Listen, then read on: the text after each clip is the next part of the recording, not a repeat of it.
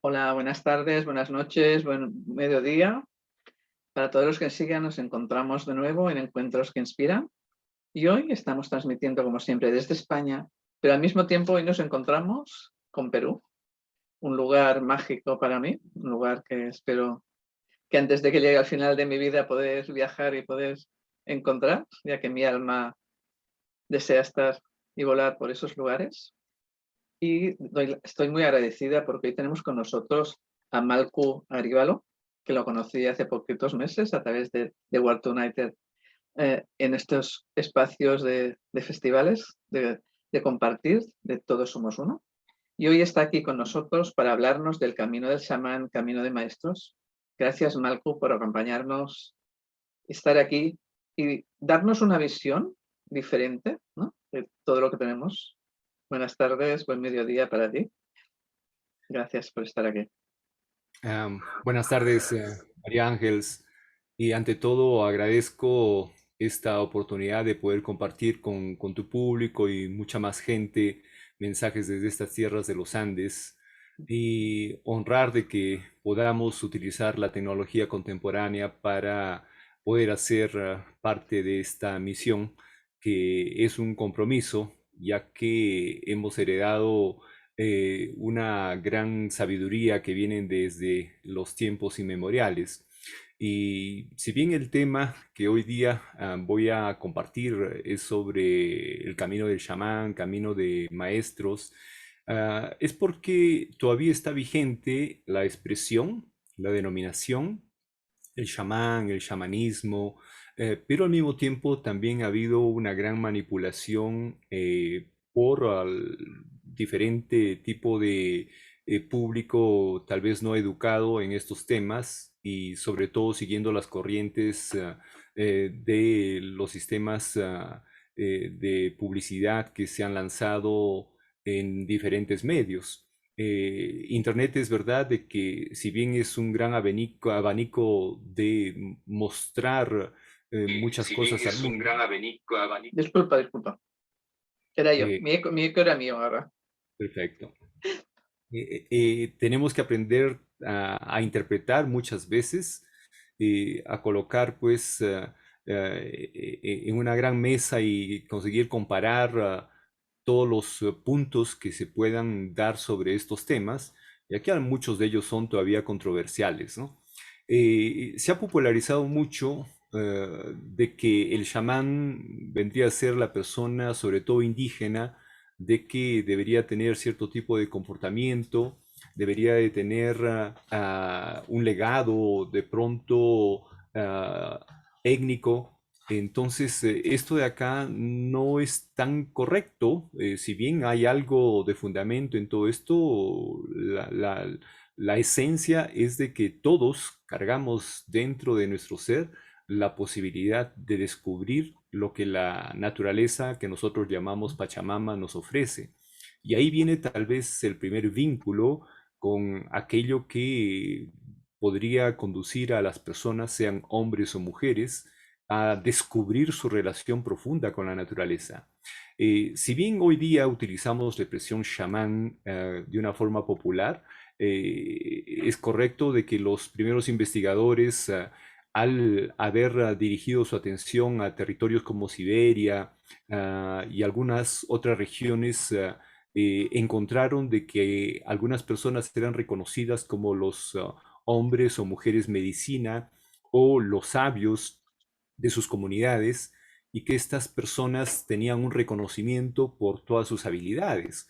Eran personas que podrían conocer sobre la naturaleza, sobre el ser humano, y que no solamente tendrían como presencia y práctica tratar de sanar a una persona, porque se ha tratado de llevar en nuestros tiempos, sobre todo, a vincular directamente a esta práctica donde el chamán debería ser aquel que remedia tus problemas de salud, pero en esencia, en la parte ancestral, el chamán era el maestro, era el líder.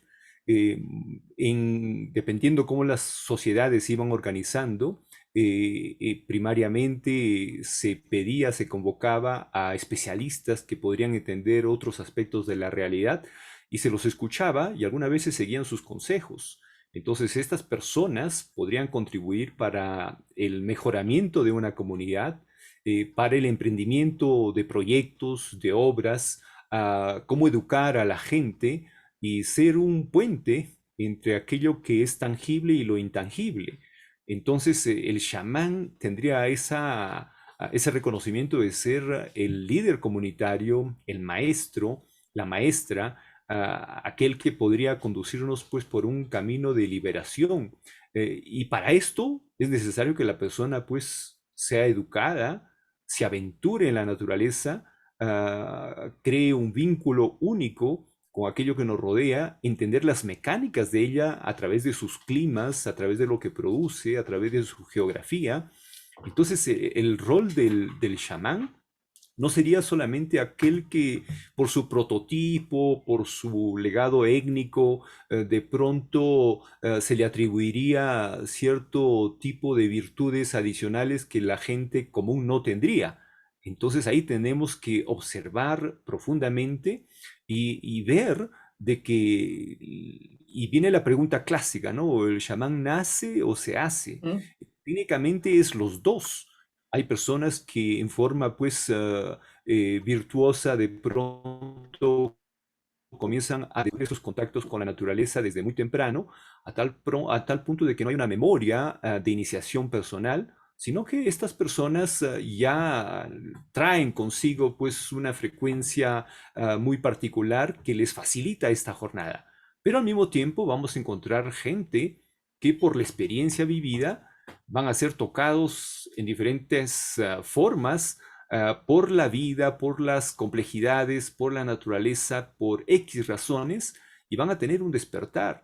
Y este despertar los llevará a entender esta relación profunda con la naturaleza. Entonces, el camino chamánico técnicamente nos lleva a convivir con la naturaleza en equilibrio, en armonía. Y esto se va a mostrar a través de nuestro propio comportamiento, nuestra salud, de qué forma contribuimos no solamente con nosotros, no solamente con nuestra familia, sino con aquello que nos rodea. Y ahí es donde damos un salto mayor, donde pasamos de la práctica de sobrevivencia tribal a la práctica comunitaria, que es donde podemos compartir algo más de lo que tal vez podemos ofrecer o aprender de otros que tengan algo para enseñarnos.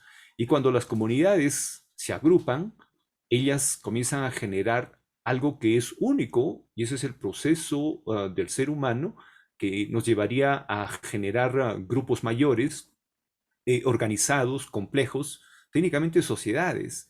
Y una sociedad nos ofrecería algo único. ¿Qué nos ofrece? La especialización. Y esto es algo que muchos estudiosos, muchos académicos no han considerado. Tenemos que entender de que la parte tribal es la parte básica, primaria. Las comunidades, las tribus tienen que evolucionar a transformarse en comunidades y las comunidades generarán algo mayor, que nosotros somos ese resultado de comunidades mayores, que técnicamente son las sociedades contemporáneas. No es ninguna justificación a ninguna sociedad, pero es a ello donde nos encamina toda esta jornada de organización para el bienestar del ser. Y entonces en una sociedad vamos a descubrir algo único, que es el nivel de la especialización. La especialización nos lleva a entendernos en la diversidad. Podemos estar en diferentes latitudes y entender de que nadie tiene la verdad última y que tal vez podemos aprender de alguien más o enseñar.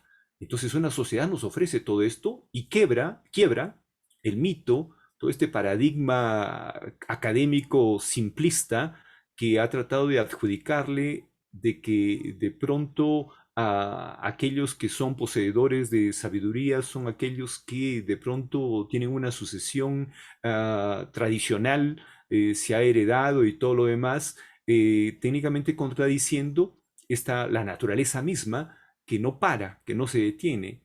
De ahí nosotros debemos abrirnos a todo este mundo impresionante y yo como un heredero de estas tierras andinas tengo un legado impresionante. En la parte trasera hay una fotografía que se ve, la he puesto a propósito.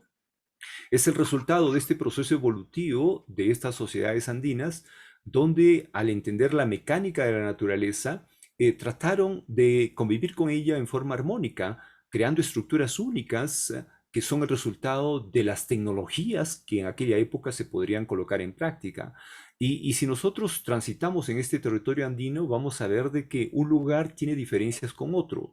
Técnicamente quebraron aquella pretensión de que hay una única forma de crear cosas, de establecer cosas, de proponer.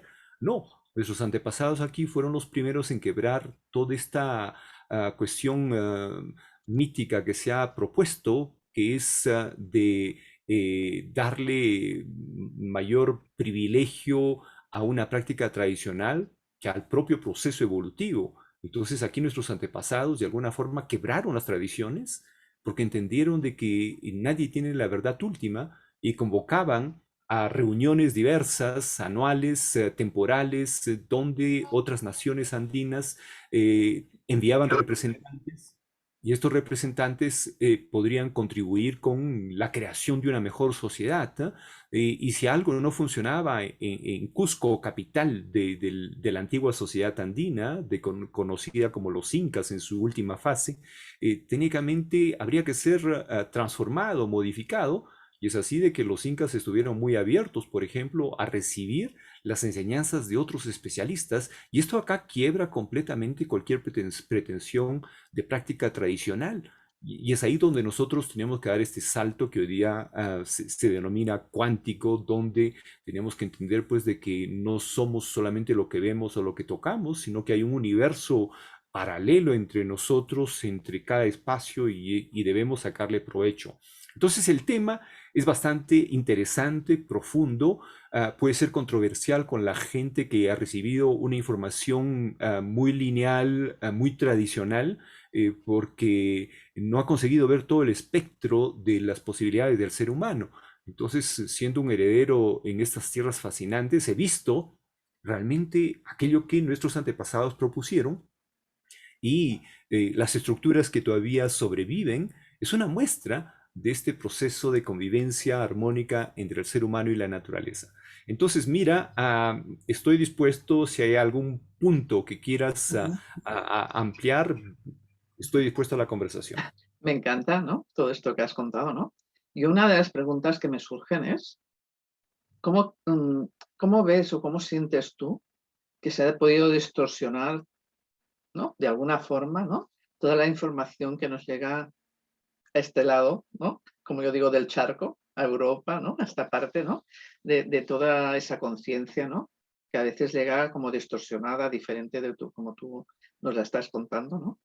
Por ser una idea. Yo encantada de que hoy estés aquí, nos puedas ampliar la mirada eh, desde otro posicionamiento, ¿no? Abriéndonos a observar y a abrirnos a todo ese nuevo paradigma que igual no hemos podido escuchar, ¿no? De una persona que vive desde allí, ¿no? Y que es heredero de esa conciencia. Mira, el hemisferio norte es responsable de la creación de muchas corrientes y es verdad de que en el hemisferio norte algunas naciones son naciones dominantes y son aquellas que proponen la historia de los diferentes pueblos, historias ancestrales. De tal forma de que el hemisferio norte, entre ellos algunas naciones muy fuertes, Estados Unidos, Francia, Inglaterra, Alemania, trataron de inmiscuirse en la historia ancestral, tratar de generar corrientes académicas para poder entender, y es importante porque todo esto nos va a dar luces sobre la evolución del ser humano.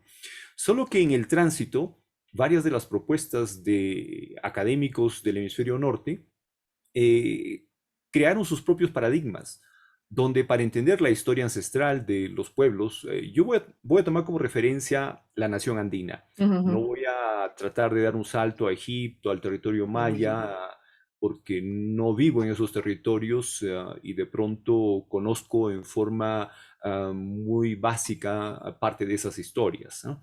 Pero acá en el mundo andino, por ejemplo, todas estas corrientes académicas generadas en el hemisferio norte propusieron algunas formas a priori de poder entender la historia ancestral. Por ejemplo, para entender cómo una sociedad ancestral evolucionaba, tendría que haber siempre sangre y dominio de una persona con otra.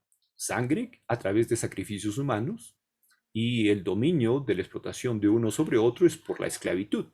Entonces, este paradigma se ha fundamentado en muchas propuestas académicas donde si no encuentran estos elementos de sangre y esclavitud, algo no está bien, algo no está completo, hay que buscarlo porque debe haber la evidencia. La evidencia tiene que haber. Aquí hemos encontrado una momia en el tope de la montaña, esa es la evidencia que fue sacrificada porque un volcán estaba explotando y que habría que ofrecerle a los dioses.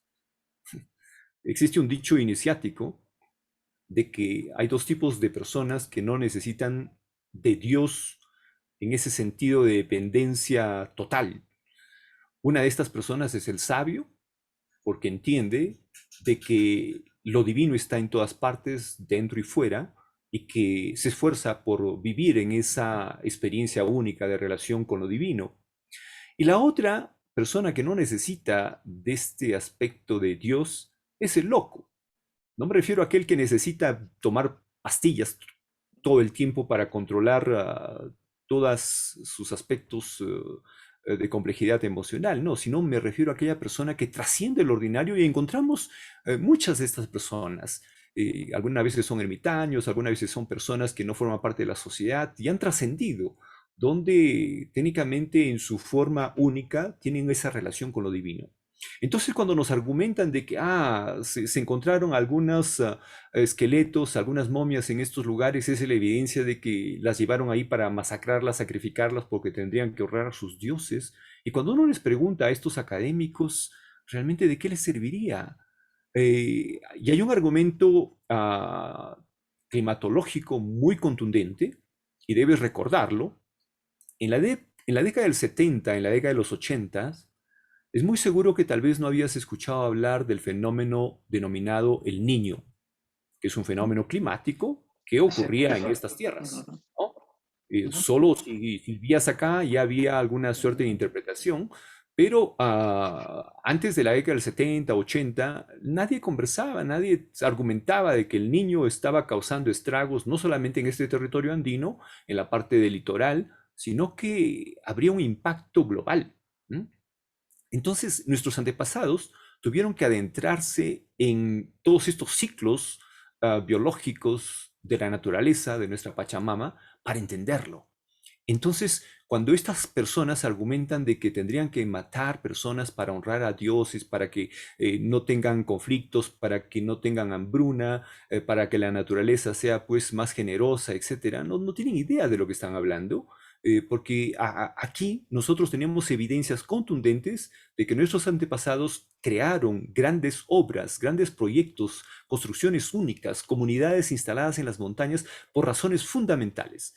Porque si se construiría una comunidad en el valle profundo, este valle estaría expuesto continuamente en la época de lluvia y cuando se incremente la cantidad de agua por las lluvias intensas, técnicamente desbordaría. Y esto sucede continuamente. Hace poco ha habido algo que nosotros denominamos huaico, que es una suerte de deslizamiento de tierra, lodo, piedras, en un pueblo próximo de la ciudad inca de Machu Picchu. Y técnicamente esto ocurre todos los años en la época de lluvia.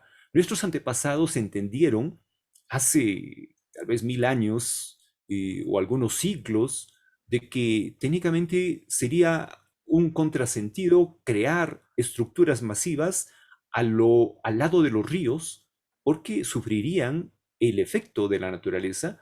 Como resultado, crearon sus construcciones en lugares altos. Primera razón.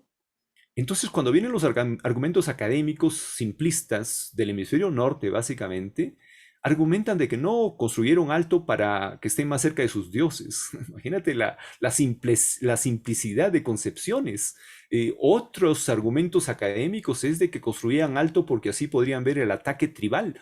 de tribus que venían a amenazarlos, no tienen idea de cómo se formaba nuestra historia acá. Entonces todo esto ha degenerado también en la parte más sensible, que es la parte de las creencias, en la parte del alma del ser.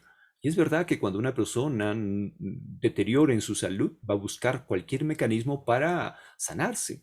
Y si la medicina de manipulación contemporánea no ofrece resultados completos en muchos casos, estas personas van a buscar pues formas adicionales y es ahí donde se populariza la práctica del chamán técnicamente, donde él debería tener la respuesta de todo.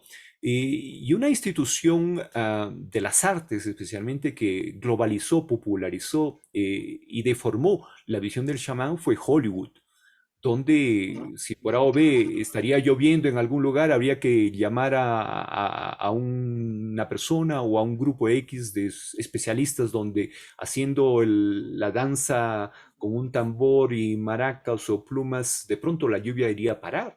Y acá nosotros nunca hemos tenido problemas con la lluvia, con las...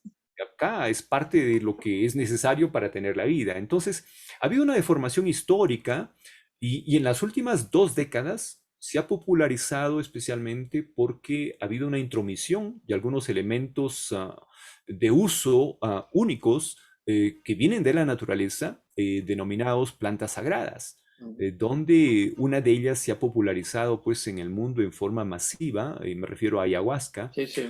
y se ha ofrecido de que esta planta sagrada es la panacea y de pronto en las últimas 2 décadas ha habido gente que ha bebido ayahuasca más que en toda la historia de la humanidad en las últimas 2 décadas. Entonces esto, si bien sería la panacea que nos da la visión de poder entender nuestra realidad, el mundo estaría lleno de sabios, pero no es el caso, ¿no? Porque no es la forma. Entonces ha habido muchos elementos históricos, ha habido muchas corrientes que han mistificado demasiado cierto tipo de prácticas. Acá, por ejemplo, en Cusco es muy popular, ¿no? Cuando nos encontramos con viajeros, con peregrinos, y algunas veces nos encontramos tardíamente, me dicen, Malcu, hemos estado reunidos con los chamanes.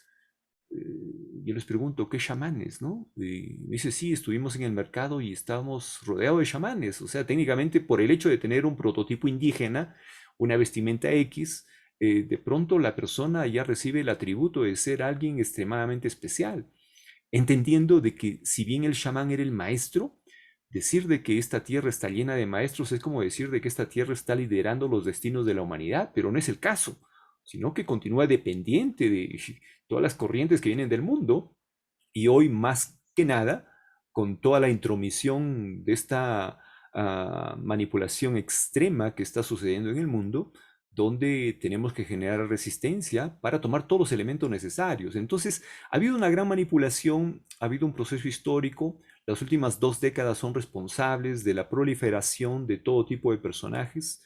Y ahí habría que ver, pues, cuáles son las pautas. Si el camino chamánico indica que ella o él son los maestros, son las personas de sabiduría de sus comunidades y deberían desarrollar, tener un rol colectivo. Habría que ver estos individuos que se los muestra pues solo por el hecho de tener ciertos prototipos. Entonces habría que ver cuál es su presencia social, comunitaria, cuáles son los beneficios que traen. Y ahí debería ser una suerte de derrotero para que la gente entienda de que no es por una cuestión étnica de que uno tiene mayores atributos que otros. Y ahí viene pues la controversia racial, ¿no? De pronto si eres indígena, eres mejor que los otros. Y ese es un grave error, ¿no? Se ha vendido mucho esa falacia y es tiempo de que en círculos, en propuestas, en tu canal y muchos otros educadores den más luces en el mundo de cuáles deberían ser pues las formas de entenderse, entender el mundo y seguir creciendo, ¿no? Aquí tienes una ventana abierta para poder expresar y poder compartir. Me encanta lo que cuentas porque nunca he entendido y no lo he sentido internamente, ¿no? Eh, Puedo decir que desde que hemos empezado estoy todo el rato sintiendo aquí como un águila, como el sonido de un águila que me está encantando internamente, mágicamente, nos está acompañando. Eh, todos esos rituales, ¿no? Que decías tú, explicabas tú de sacrificios, ¿no? Yo siempre a veces entro en controversia, ¿no? A veces digo, en esta vida no he estado aquí, ¿no? Vete a saber los viajes que ha hecho mi alma, ¿no? Pero yo sé que no son necesarios sacrificios ni todas esas cosas, ¿no? Entonces es como que a veces me pongo en contra de la gente, ¿no? Es como que de esa información que tú muy bien explicas, ¿no? Y, y bueno, pues me estás dando la razón, me estás dando, ¿no? Una explicación a todo mi sentir, que no sabía por qué lo sentía, pero sabía que era un sentir profundo de que, ¿no? Y ahora puedo entender un poco más, ¿no? Todas, ¿no? Desde ese punto que nos movemos desde Europa, ¿no? Esas, y también puede ser desbocado por el tipo de religión que hemos tenido, ¿no? Que se ha querido dar una religión católica, ¿no? Pero que desde la religión católica también se han manifestado muchos sacrificios y muchas cosas, ¿no? Era como el punto del movimiento del sacrificio, ¿no? Entonces, ese punto, ¿no? Lo metemos en todos los roles, ¿no? Por tanto, igual podemos abrirnos a una nueva mirada, es diferente que la vida puede ser, ¿no? Me ha encantado lo que has explicado de por qué no están. Yo siempre, mi pregunta era, ¿no? Cuando veía siempre las imágenes del Machu Picchu, ahora no me pasa tanto, pero antes yo al ver la imagen yo me transportaba y me veía corriendo por dentro del Machu Picchu siendo muy niña. Y siempre me preguntaba, ¿cómo es?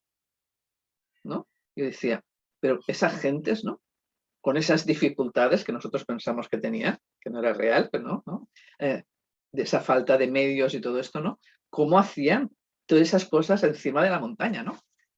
Pero nunca me había llegado a pensar, ¿no? A pararme, me había llegado información que era, ¿no? Pues como tú bien explicas, ¿no? Si lo haces en los valles, nos vamos a inundar, nos vamos a morir, vamos a tener que hacerlo, ¿no? Y siempre era esa mi pregunta, ¿cómo puede ser eso tan mágico, tan precioso, tan, ¿no? En esos lugares tan elevados, ¿no? La gente cuando viene y me dice, he ido al Machu Picchu, yo digo, vaya, otro que ha ido al Machu Picchu y no he ido yo, ¿no? Les cuento, dice, uy, pero hemos subido y pienso, ¿y por qué tienen que subir? Vale. Mi pregunta va a desaparecer de mi mente porque ahora ya la entiendo, ¿no? Y como bien cuentas tú, ¿no? Pues poder tener esa parte de información tan llana, de la forma que tú le explicas, ¿no? Nos va a permitir dar otra mirada, ¿no? A todo lo que se vivió. Yo siempre he visto en el chamán, sí, podría ser el chamán, ¿no?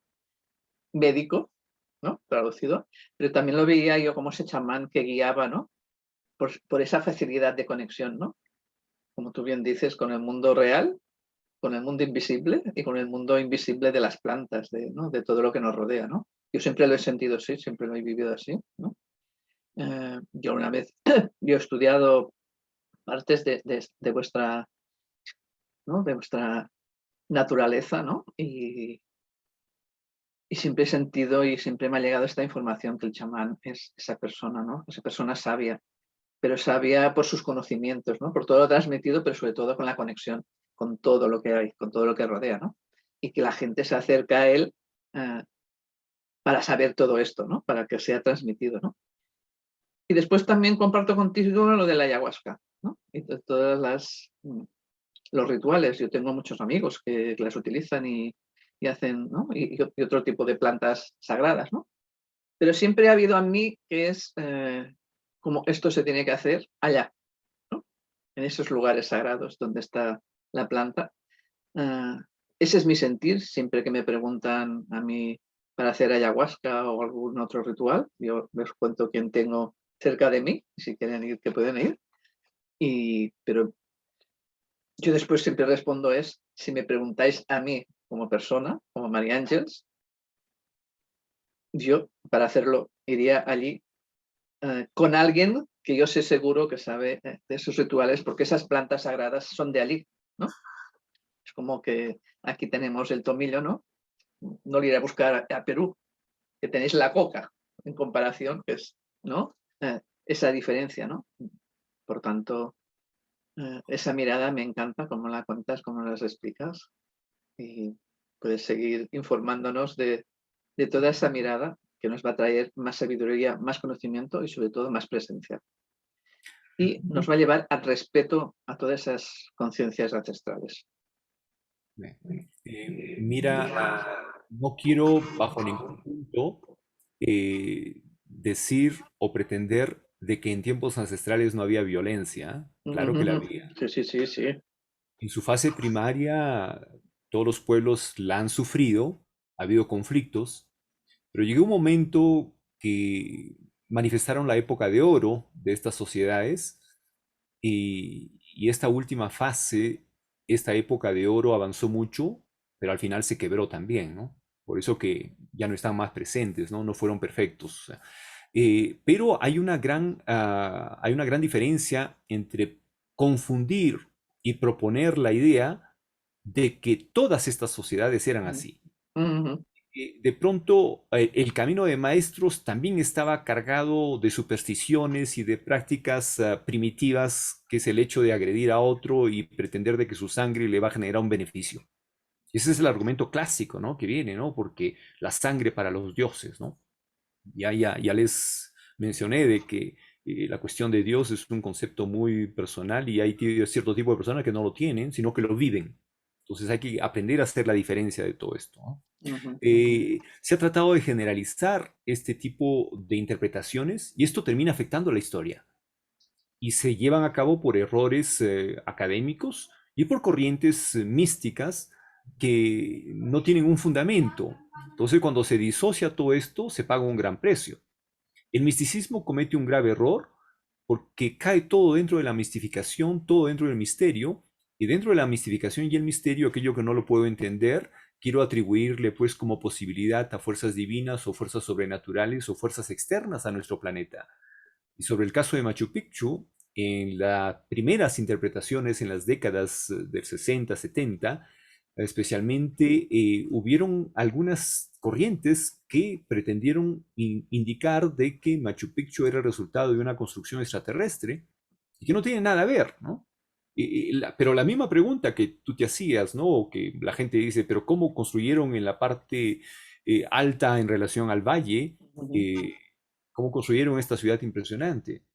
Si bien Machu Picchu es un caso muy particular y diferente de muchísimos otros lugares, porque Machu Picchu es el reflejo del avance mayor de esta sociedad andina, donde los sabios generaron un proyecto donde podrían preservar su sabiduría y un estilo de vida, una forma de vida única como modelo, no solamente para ellos, sino para el futuro.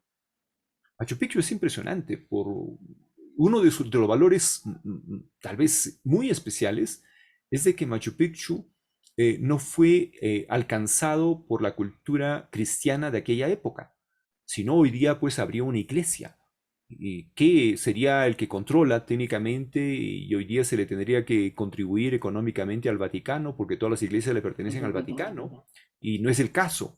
Entonces, debido a que no llegaron nunca físicamente a Machu Picchu, no se instalaron y Machu Picchu sufrió el proceso de deterioro a lo largo de los siglos por la naturaleza y por algunos saqueos que sucedieron, pero que no fueron en forma extrema para destruir la ciudad, sino que les interesaba pues las riquezas que se encontraban en ella, como oro, objetos valiosos, etcétera, ¿no? Que si bien a Hiram Bingham después de 1911 se le atribuye el haber descubierto Machu Picchu, lo cual no es correcto, porque él no descubrió nada, él fue conducido, fue llevado, fue guiado, lo que indica que ya otras personas conocían, y él reportó de que no habían objetos valiosos, y al contrario, claro que había. Y últimas excavaciones en la década del 90 demostraron de que justamente había objetos de un valor económico contemporáneo, como es el oro. En la época ancestral el oro y la plata tenían un valor energético y nadie se disputaba por oro o por plata. Ahora sí, pues no, es parte de Ujú. medidas económicas, monetarias y de respaldo, pues, de las fuerzas económicas de las naciones, ¿no? Pero en la época ancestral no había toda esta cuestión de conflictos, ¿no? Entonces Machu Picchu tiene mucho valor porque el mundo cristiano de aquella época nunca llegó. Y si no llegó, no lo destruyó en la forma como arrasaron en otras ciudades. Sí. Entonces, al no ser destruido, se preservó estructuras y una organización tan especial que te da una visión de maestros. Y ese es el cúmulo técnicamente de lo que una sociedad avanzada puede ofrecerte, una vida en equilibrio. Y ahí retorna algo que mencionaste sobre el chamán, sobre la medicina y todo lo demás, y es algo especial para entenderlo, ¿no? Eh, Cuando transitamos en Machu Picchu, y muchas veces hay personas que me han preguntado, yo conduzco grupos de especialistas, grupos de peregrinos, viajeros especiales en todos estos centros energéticos, y Machu Picchu es muy especial. Y cuando estoy mostrando Machu Picchu, varias veces me han preguntado, Malcu, acá todo parece tan bello, tan armónico, porque lo es, ¿no? Lo es una belleza pues única, ¿no? La montaña, el contraste con estructuras, el valle profundo, los nevados en la distancia, es único. Entonces me preguntan, nos has mostrado los templos, los observatorios, las terrazas, las fuentes, las viviendas, pero ¿dónde está el centro de sanación? Mira la pregunta que me hacen, ¿no? Después de mostrarles todo eso, me dicen, Malco, ¿y dónde estaba el centro de sanación? Entonces acá viene la contrapregunta. En primer lugar, para tener un centro de cura, hay que tener enfermos. Ujú.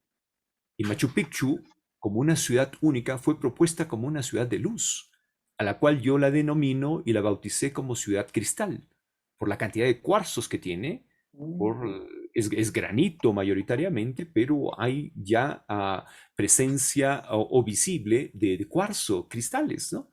Entonces, si la vibración es tan alta, y esa es una de las razones también por la cual crearon esta ciudad única en ese lugar, y no fue una ciudad popular en su propia época, lo que quiere decir que el indígena de aquella época no conocía Machu Picchu. Y fue gracias a la ignorancia de la ubicación de este centro tan especial que cuando llegó la iglesia a estas tierras, simplemente no pudo llegar porque no tuvo informantes conocedores de todos los detalles de los espacios de esta ciudad y por ignorancia técnicamente no fue revelada su ubicación solo hasta pasados más de 100 años oficialmente. Entonces, la ignorancia popular de los propios indígenas del pueblo inca. Y esto nos da un dato especialísimo. ¿En qué sentido? De que no es porque todos son indígenas que quiere decir que todos eran merecedores, para nada. Los incas tenían una visión, los maestros, una visión única. Si eres una persona que te interesa crecer, contribuir, bienvenida, vas a seguir ese camino. Pero si eres una persona que estás en tu vida cotidiana, en tu quehacer y tu contribución familiar o comunitaria de la forma que tienes que hacer como agricultor, como obrero, artista, en lo que sea, continúa.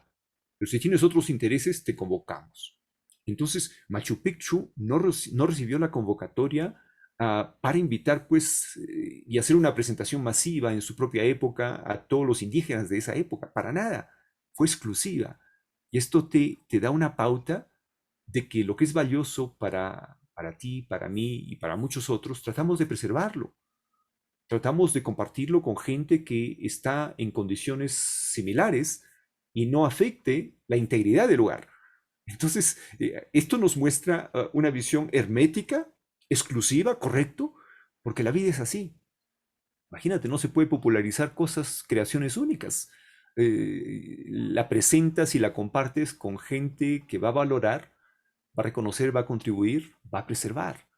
Entonces, Machu Picchu representa uno de los lugares únicos de esta herencia andina, un lugar donde se puede realizar una cátedra realmente de la unión de las tecnologías diversas de aquella época para crear un prototipo de ciudad ofreciendo el bienestar, donde no se priorizó ser una clínica o un hospital porque se trató de enfatizar la salud. Y para Iba a tener decir, porque salud no hacía falta, ¿no? claro, no eran perfectos, pero la prioridad en un lugar como ese era motivar el bienestar. Y eso es lo que hoy día falta porque no se prioriza el bienestar. Hoy día se generaliza la dependencia y en esta época contemporánea más radical todavía porque se ha colocado en la psiquis del ser humano un miedo impresionante y que hoy día pues los que estamos presentes tenemos que ser los baluartes para dar luces al mundo. Entonces, mira, Machu Picchu, si tienes la oportunidad de venir, y si yo estoy en las Eh, coincidencias, va a ser un placer poder mostrarte Todo el las... rato, Todo el rato me está viniendo esto, ¿eh? Si voy, te llamo Claro, para que me pues. guíes a esos lugares, ¿no? Hombre, no es lo mismo ir de la mano de, ¿no? de una persona, ¿no? Que vive de esta forma que tú nos estás transmitiendo, ¿no? Eh, donde puedes enseñar, ¿no? Puedes hacer presente todo eso, ¿no? Que aunque ahora no se dé, ¿no? Pero a través de cómo lo explicas, a través de cómo nos conectas, ¿no? Yo es como si estuviera, ¿no? Paseando por allí, por esos lugares, ¿no? Lo he sentido, ¿eh? Cuando, cuando vaya, te busco. Contacto contigo. Antes de irme, contacto contigo, ¿no? Me encanta la forma en que lo explicas, me encanta la forma que lo cuentas. Me encanta esa mirada diferente, ¿no? De podernos ver, ¿no? Y me ha encantado ahora que hables del bienestar, ¿no? Porque yo últimamente yo utilizo la misma frase, ¿no? A mí, para mis consultas o para mis formaciones, me preguntan, ¿qué es lo que tratas? Digo, que puedas mantener tu bienestar de salud, ¿no? Bienestar integral de todas tus partes, todos tus cuerpos, ¿no? Y cada vez más utilizo pues esta palabra del bienestar, ¿no? Como tú la estás manifestando, ¿no? De potenciar, ¿no? De potenciar ese bienestar, ¿no? A veces me dicen, es que a mí no me pasa nada, digo, pues perfecto. Puedes venir de vez en cuando para seguir teniendo ese bienestar, ¿no?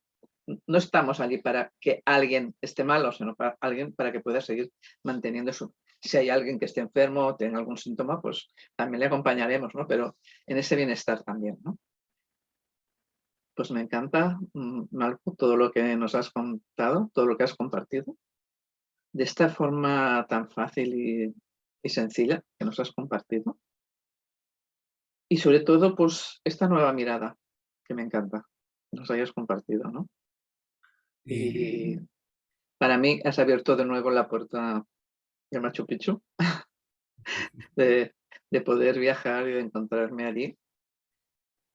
Y de vez en cuando vuelve a aparecer en mí, ¿no? Esos recuerdos que mi alma me muestra. Seguro que esta noche me va a mostrar algún vuelo por ese lugar, habiendo hoy potenciado tanto.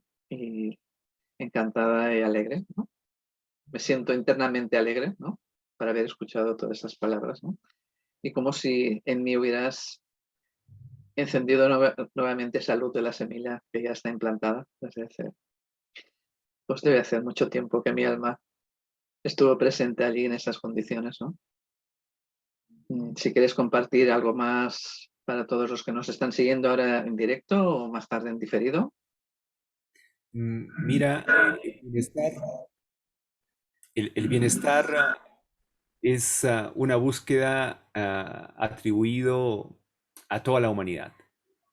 Técnicamente, todos los pueblos han buscado bienestar, si bien no han sido todos los que han conseguido una práctica más plena, pero esto es inherente al ser humano. Para tener bienestar, uno tiene que conquistar cierto tipo de prácticas únicas. Algo que siempre nos llama la atención acá son las estructuras con las cuales construyeron sus casas, sus observatorios, sus templos, sus palacios. Son estructuras que todavía sobreviven al tiempo. Y estas estructuras es el resultado de ofrecer bienestar a largo plazo, no solamente en el momento. Es por eso de que las interpretaciones básicas de que las sociedades andinas eran sociedades o grupos primitivos básicos es muy errada. Aquí no buscaron la simplicidad, sino trataron de enfatizar lo extraordinario. Para eso uno tiene que conquistar las fuerzas de la naturaleza, entenderlas, tiene que entender la mecánica y a través de las diferentes ciencias, con la experiencia única en cálculos, medidas, volúmenes, crear estructuras únicas para que puedan perdurar en el tiempo. Y esto es el reflejo de bienestar. O sea, imagínate, es como esta broma, ¿no? Para reflexionar, ¿no? Un viajero estaba transitando en montaña y comenzó una gran tempestad. de tal forma de que esta tempestad ya no permitía que al transitar en su vehículo continuase pudiese ver su camino fácilmente. Entonces, temeroso dijo, bueno, en la primera casa que encuentre voy a detenerme para esperar que pase la lluvia. Encontró una casa, se detiene, toca la puerta, es invitado a pasar y cuando ingresa, este visitante tenía que moverse dentro de la casa de un lugar a otro y mirando al techo le pregunta al dueño, pero yo pensé que dentro de la casa iba a estar más protegido que fuera en la tempestad, pero acá me estoy corriendo de un lugar a otro, pero ¿por qué no arregle el techo? Entonces el dueño le dice, bueno, no lo arreglo porque está lloviendo. Entonces le dice, y bueno, y cuando no llueve no hay necesidad. Entonces, este tipo de reflexión nos lleva a una conclusión única. Y yo veo que nuestros antepasados eran especialistas en solucionar las dificultades. Si tú padeces porque no tienes una buena protección de un techo, hazlo mejor. Si tú eres incapaz de hacerlo, convoca a los especialistas. Y es ahí donde nace el espíritu comunitario, pero convocando a gente experimentada. No es porque todos somos buena gente y vamos a hacer Ujú. algo que sea desastroso, sino vamos a convocar a aquel que conoce. Y esto de acá los llevó a no solamente esforzarse por generar estructuras únicas, sino también por alimentarse correctamente. No era suficiente tener batata y todas las variedades, sino que habría que generar una diversidad de alimentos únicos. La papa hoy día es uno de los, tal vez segundo alimento en el mundo más utilizado, que nutre a poblaciones enteras Ujú. y es originaria de acá de los Andes. Hoy día ya se ha convertido en un grano popular y muy utilizado, la quinoa. También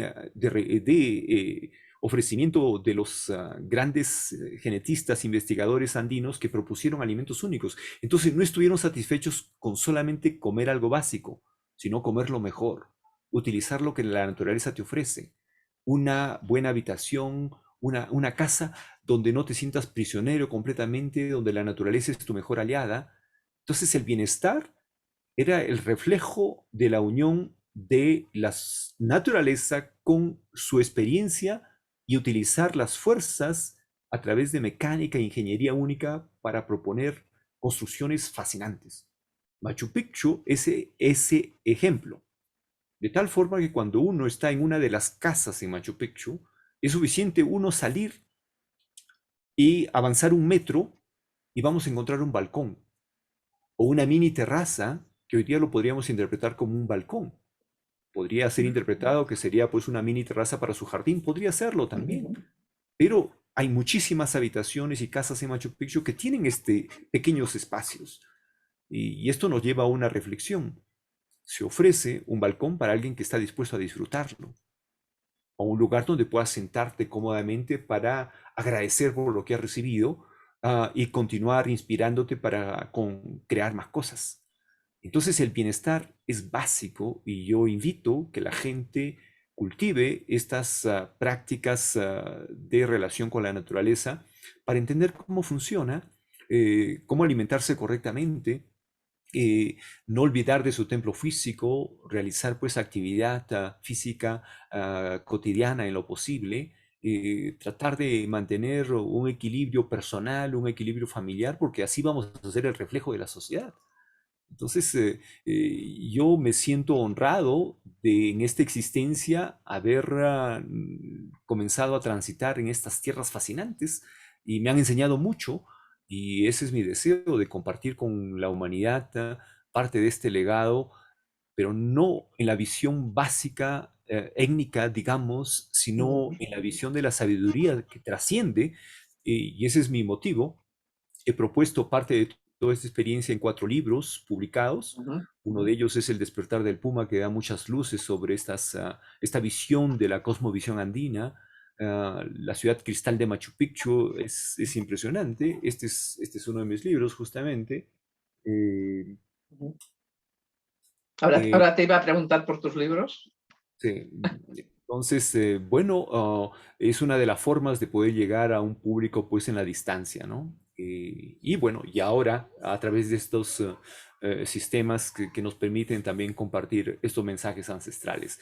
Entonces yo los invito, cuídense, cultiven más de su propio ser, si están en espacios de naturaleza, abracen a su árbol, honrenlo, si están en montaña, pues recárguense, no olviden de sus prácticas de respiración, de alimentación, y si tienen la oportunidad de compartir su espacio con alguien, pues celébrenlo, aprovechenlo, ¿no? Las personas que están en familia, que sea así. Entonces, hay muchísimo. Entonces, espero que parte de Sí, esto sí. realmente dé una visión diferente de las cosas acá. Ujú. Yo hace muchos años, que me abrazo con los árboles, ¿no? Y antes me decían la mujer que se abraza con los árboles, ¿no? Gente que con la, ¿no? Y al paso de los tiempos aquí se ha ido haciendo grupos de gente que sale al bosque, ¿no? Esos baños de bosque y todo esto, ¿no? Y ahora hace pocos días que me decían, y me van enviando gente que antes se reía, mira, ¿no? Ahora hay este baño de bosque. Es decir, ahora lo que tú hacías, digo, sí, ya no es tan raro lo que hacía hace 20 años con lo que se hace ahora, ¿no? Pues bueno, darnos ¿no? La evolución que podamos seguir haciendo, conectándonos cada vez más con, ¿no?